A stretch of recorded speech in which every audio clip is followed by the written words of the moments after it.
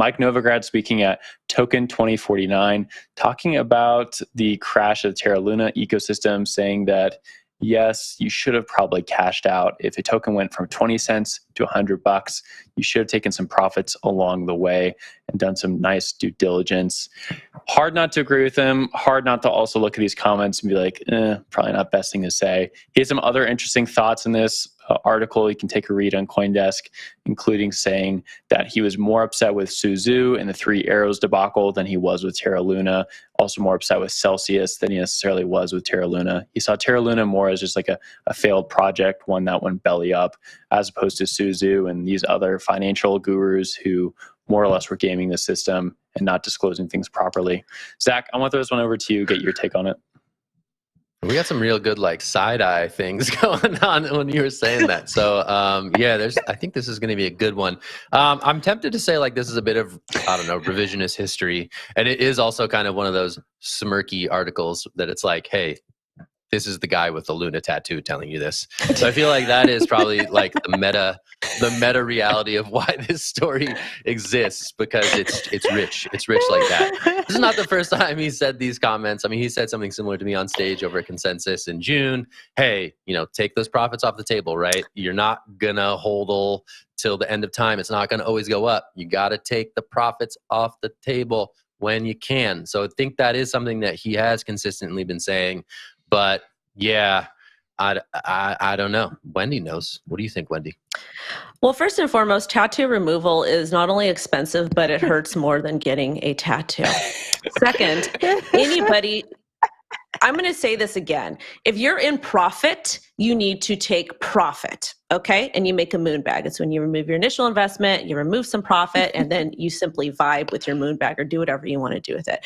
But him making comments kind of defending his position against these other bad actors is kind of ridiculous. Like, I do think that Do Kwon probably was a bad actor. I mean, we have Interpol after him. There's all these different things that are coming out, the movement of funds. So to sit here and defend one person and not kind of put them in with the other bad actors is a little whatever. But at the same time, it is crypto and people are going to have their own opinions. But I still will be happy to give the side eye and mom look like that. Oh, go ahead, Jen. Okay, I'll go quickly. When I read the statement, it made me so upset. Of course, when you have profit, you should take profit off the table. But I just want to be the person on the show that says financial literacy is not taught in school. And so many people who lost money come from minority communities, come from communities where maybe they didn't learn investing strategies and from their parents. And so for people like this to sit at the top, sit on their high horse and say, you should have known to take money off the table when you're the CEO of a company like this, just again feels out of touch. I think it's the thought leaders, the people who we call experts in the space, responsibility to educate people so that everyone can operate responsibly. And so it was sad to read that. But Will, what do you got?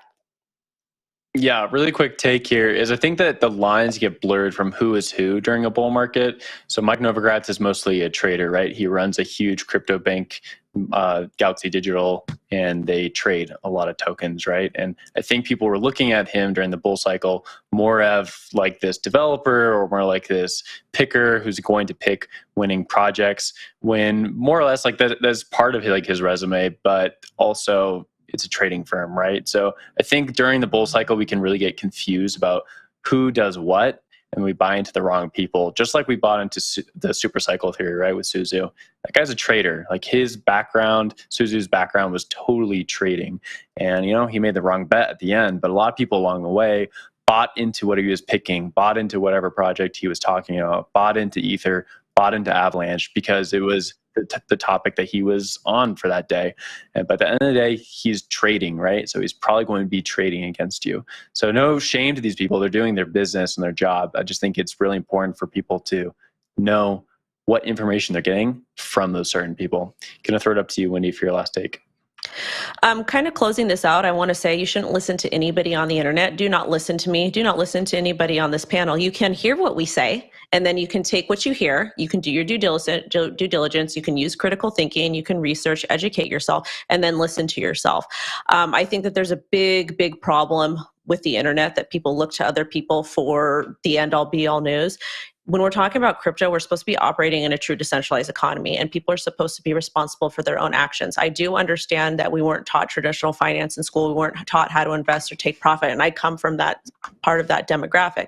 But at the same time, we do have to do better as far as getting people excited about self-education and pushing that out to them. That's what I focus primarily on my channel. But at the same time, hearing somebody like that comes from this place of knowing how to invest and being a savvy investor, the conversation didn't necessarily sit right with me.